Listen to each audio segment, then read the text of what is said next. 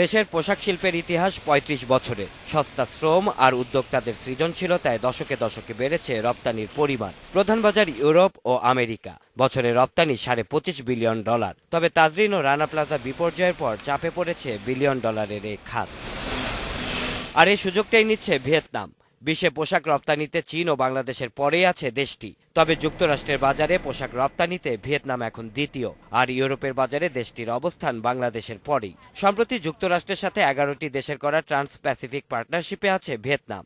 এতে শূন্য শুল্কে সেখানে পোশাক রপ্তানির সুযোগ পাবে দেশটি।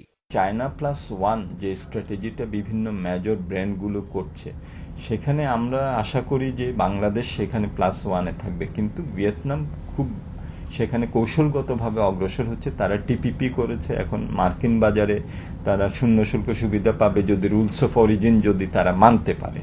তবে রপ্তানিকারকেরা বলছেন ভিন্ন কথা। তারা বলছেন বিদেশি ক্রেতাদের কাছে বাংলাদেশ এখনো একটি ঝুড়ির মতো।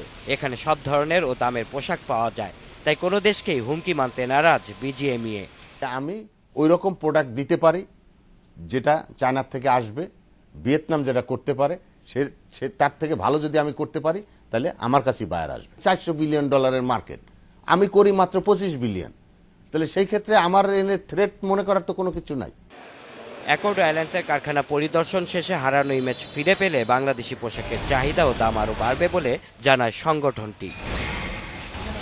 Shaon Hasnat, independent news, Dhaka.